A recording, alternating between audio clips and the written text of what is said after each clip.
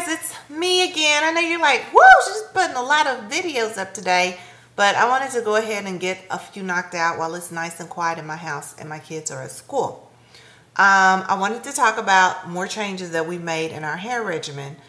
Today I am rocking a completely air dry hairdo.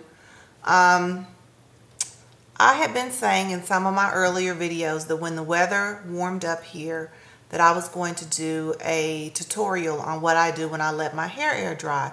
So of course, before I do the tutorial here on YouTube, I wanted to do a little dry run to see how my hair was air drying this nice spring season, because it's been straight all winter. I've been wearing it straight or either in a dry braid out all winter.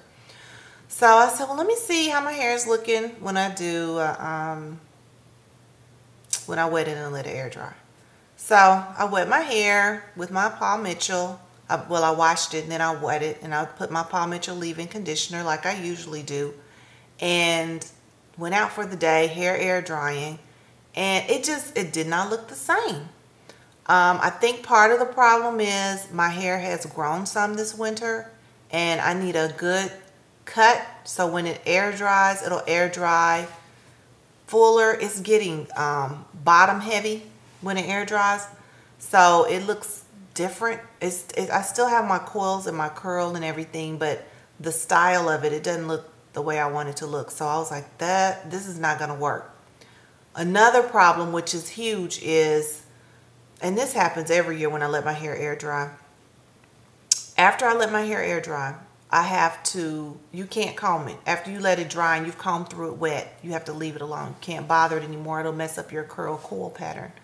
Well, I would usually be able to wear my hair curly for 1 to 2 days, and then I would have to wet it again, which is a headache in itself. But then after that 2 days, because you haven't combed it and it's air dry without you pulling the hair taut before the coil pattern forms, my hair gets tangled up here, right up here in the crown, like a bird's nest almost, if you will. Like, just, you have to wet it and you have to put lots and lots of conditioner on it to be able to comb back through it. Well, I became spoiled this winter. I was used to not having to fool with my hair for like a whole week or 2 weeks at a time. I mean, besides wrapping it up at night or plaiting it and putting a roller in the end and throwing a scarf on.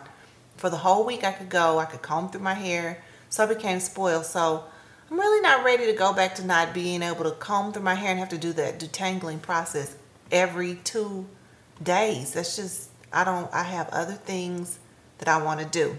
So as a alternative, because I still want to cut the heat this summer, I try my hand again at a wet braid out. I usually don't like the results from a wet braid out, but I really like this one. I'm going to try to angle this light where you really can't see all that well. Let's see. I'm sorry, guys. The lighting over here by this window sucks, but maybe you can kind of see. It's just kind of wavy, and I really love it.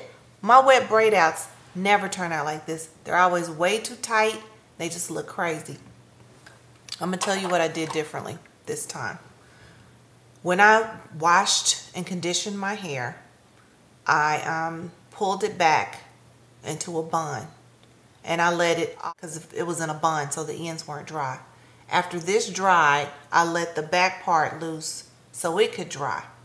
So it was just kind of, it was just kind of in a wavy, dry ponytail.